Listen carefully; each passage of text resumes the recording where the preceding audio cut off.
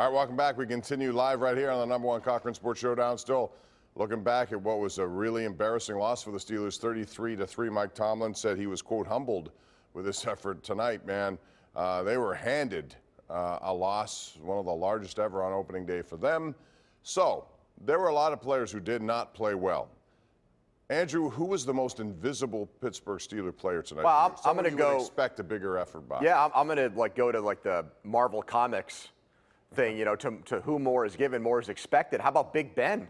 I mean, you get $34.5 million. You led the league in passing yards one time. One. Can you go into New England and at least go shot for shot with Tom Brady? When the Steelers have won there, they've either beaten Matt Castle. When it's been competitive, it's been lower scoring. This is not a second or third tier quarterback. I heard NFL MVP talk for Ben Roethlisberger before the season started. So to not score an offensive touchdown, I'm sorry. I'm not going to just pin it on drop passes or a bad game plan. The quarterback's got to be way, way better than he was tonight. Well, I mean, are we talking about invisible or horrible? Because if we're talking about horrible, Dante Moncrief might have played maybe the worst game I've seen a Steelers player play in a long, long time. I'd have to think it's been a long time since someone's played that bad. I would have said Bud Dupree, but he actually did come up with a sack, I think, late. So, but before that, honestly, the first 3 quarters of the game, I didn't even know he was playing. Paul, did you hear Cam Hayward's name called tonight? I didn't.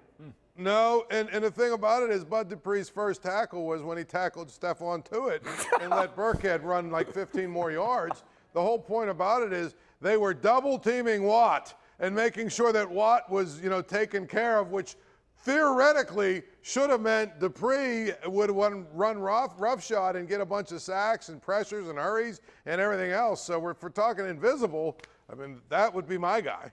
Man, you guys missed the one guy who was literally invisible in a pass coverage. Cam Kelly, the one touchdown where I literally don't think he saw the guy catching the ball or the guy didn't see him or something, just spaced out in the middle of it. He's not playing the Memphis Express anymore. God, did they let guys just pass through your face mask there and not cover them? I didn't understand. I mean, to be fair, Paul took my two, but that was pretty bad by Cam Kelly, let's just be honest. That whole love affair in the summer was ridiculous. And I know, Bob, you got snookered into that because you're doing these preseason games. The idea that a guy was going to come into minor league football. Yeah, but doesn't it say something the fact that he even got a spot on this team at this point? It's fine if he's a backup. I'm saying he's starting. He had the spotlight on him tonight. Of course he was going to get exposed. Here's the one thing I will say. Again, I go back to cautioning, going way overboard because Tom Brady is really impressive to watch. But Bob, he's not usually. I mean, Paul, he's not usually this good. But when he is on, and here's the other thing. What could they have done differently? He looked Paul? like he was 4 steps ahead of the Steelers' defense. What should they have done differently? Because we're talking game planning here too. This goes both ways. That's where not run a sweep on 3rd and 1. How about defensively, that? Too conservative. Defensively, they looked like they were 4 steps behind Tom Brady. They did. How about not kick a field goal at the 1-yard line when you're down 20 points? That would be a starter. How about you last year? A guy who never played running back. Samuel's last time he was a running back was in Pop Warner, where he was the feature back, as in you carry the ball as a runner. Averaged 7.5 yards per carry, went for 140 yards. To me, James Conner, over and over again, make the Patriots prove that they can stop him and let the run set up the pass. That's what I would have done differently, Bob. Make Brady watch the game, eat up clock, win the possession battle. And actually pass, too. Throw something longer than 5 yards, preferably to James Washington. Again, though, I go back to on defense. They were so far behind what Brady was doing, it was ridiculous. They went man, he chopped them up. They went zone, he chopped them up a different way. They came up and pressured, he killed them, in a different way. It was 1st and 20.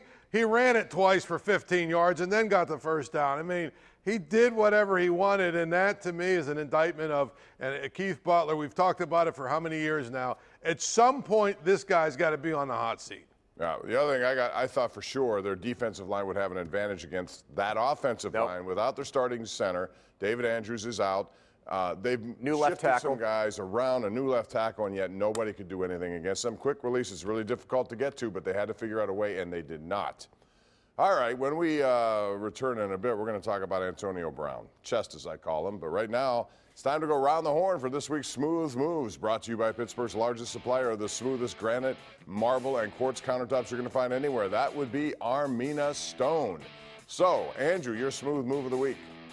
I'm going to give it to Delaney Walker, my guy in Tennessee, the tight end there, who said before the game today, you know, that we just crown teams before they do anything.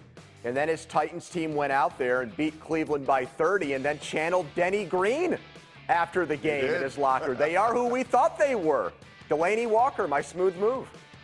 I'll go Stephen Brault, sang the national anthem before today's Pirates game. One of the nicest guys you'll meet in that clubhouse. Not that that counts for much if you're looking for results, but he's also pitched really well, and it was a cool moment for him.